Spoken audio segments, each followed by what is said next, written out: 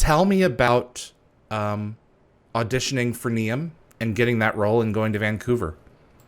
So this would have been Um, 2005, I think. 2005, yeah, 2005, 2006. 2006.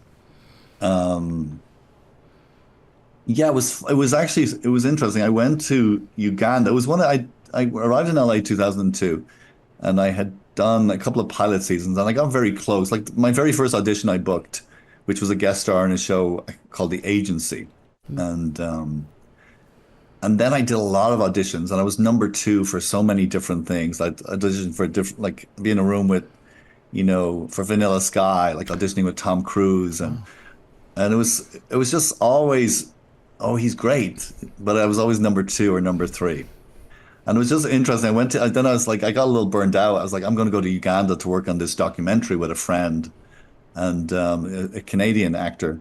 And she asked me very last minute, and I was like, "Oh yeah, I couldn't face another pilot season." So I was like, "I'm going to go to Uganda," and I went for about 6 weeks, and then I came back, and meanwhile, while I was there, I met this little toddler crawled into my lap, like he was starving with multicolored snot and mold in his hair, and he just nestled into me like he was home, and I could hear my heart go, "He's your son." Oh my And gosh. I was like, "Oh my God, I can't leave this kid." But I spent so much time with him, and I got very bored listening to sort of the ego, the thinking, the overthinking, like, "Oh, I'm an actor, I'm single, I've no money," or what all the thoughts.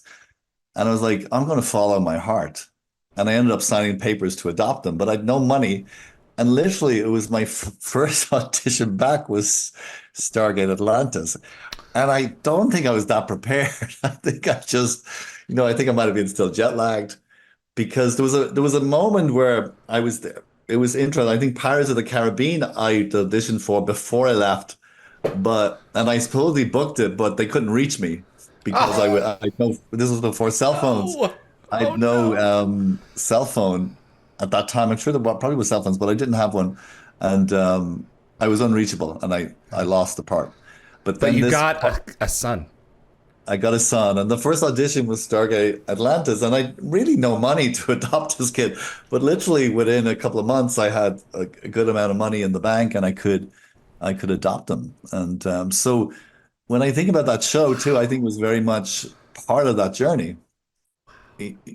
So and I think we move in it with intention, and then the universe comes and supports our intention rather than waiting till you're ready. Because I don't think one is ever ready. And so I was a lot of learning with all of that, and also being able to say no to a pilot season, even though my agents were like, "Oh, it's going to be a bumper pilot season. You can't leave LA." And I'm like, "Well, I think I can." I just because a lot of pilot seasons at the time, they kind of knew who was going to get the parts, so it was a bit of a pony show, really, and it wasn't necessarily, because they had their lists and yes, you were always backups but it was fun to come back and then do the first audition a little like kind of jet lagged and then and I booked it, which was funny. I And love this story. I love yeah, how Atlantis was there to support you in a yeah, time when you needed to make a pivot in your life, and the right roles come into focus and lock into place for you to carry out the things in your personal life that you need to. That's really yes, cool. yeah, yeah. No, Ooh, it was perfectly timed and everyone on set were lovely. Charlie was on set he and was. so he went everywhere. He's the most travel dog. And but everyone loved them, and yeah, it was a fun audition. It was fun traveling to Vancouver, which I hadn't spent much time in before, in such a great city, and everyone. I can't remember the casting director. Do you remember the casting of that? This what it was. Is What it that Carol was Kelsey called?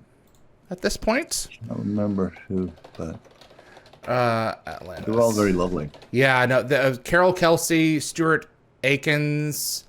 There were so many folks who were I'm sure, involved yes. in And there's bringing. probably Vancouver casting, LA casting. I'm There sure were there's there were two of them for sure. yeah, yeah. Um, Tell me about who this character is in your recollection. He is kind of a rogue, and he's beating his own drum in this collective with a few other people who are hell-bent on trying to make more of themselves and more for their world than the establishment, really. And David Yeah. Ogden Stiers, oh my gosh, what a presence. Yes. Yeah. Oberoth, right? Roth. Yeah. No, I thought it was interesting from a technical. I was watching a little bit of it this morning, and I was trying to get that sort of robotic but human. It was fun to kind of play with, physicality and a little bit of, to give him some sort of stiltedness to suggest a little bit, off. Hmm. So he'd somewhere to go. Like he wanted to kind of become even more human, although he seemed more human, right? Like very like loving and caring, but also on a mission, Hmm. very driven and yeah, maybe ahead of his time for other replicators, right? Hmm.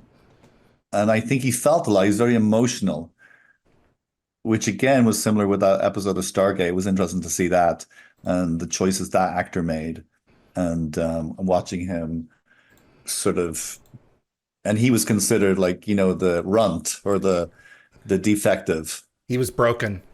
yeah. But because he was caring and loving, which is kind of like society though today, almost sometimes if you're caring and loving, where does that get you? Or because he seemed more human. It was interesting at the very end. Then they reprogrammed, I guess, his code On the and spot. on the spot, and then like which is kind of interesting too when you think about how we get brainwashed as society and AI and all that. And because I sometimes working as a therapist, I see the ego very much as AI, how it's all programmed by religion, society, or parents. It's all things that have happened to us. And it's interesting watching technology, replicate itself Hmm. and or humans replicate themselves through technology. And so yeah, it's definitely an interesting character. I mean, I guess all about ascending, Hmm. but yeah, I think he almost had it already. It was interesting that, and maybe it's that idea too, that the grass is always greener somewhere else, that we sometimes never really appreciate maybe what we got, That's certainly true. and where we're at. The character, the question in the show, part of it was, at least for a little bit there, can an inorganic thing transcend to another level of consciousness? Yeah. Or are they just ones and zeros or whatever it is that's in their Yeah. code? And I really would have enjoyed us going further with that, but Yeah. instead, he gets reset and he Yeah. gets spaced. Yeah, which was disappointing. I think at the time, I think he was quite an interesting character. And so Yeah. over the years, people have reached out, like, because it's impacted people for such a small piece too, in a way. I was like surprised, but people have reached out over the years, and I'm not sure why the writers didn't necessarily, because there was talk at the time. I guess they didn't know probably what to do with them. Yeah, just leave him And in orbit and then we'll come yeah, back. yeah. But it So could have been an interesting, um, develop. But I guess they chose not to. thanks for watching this clip from Dial the Gate. You can find the full live stream shows on our YouTube channel or visit dialthegate.com for the complete schedule. See you on the other side.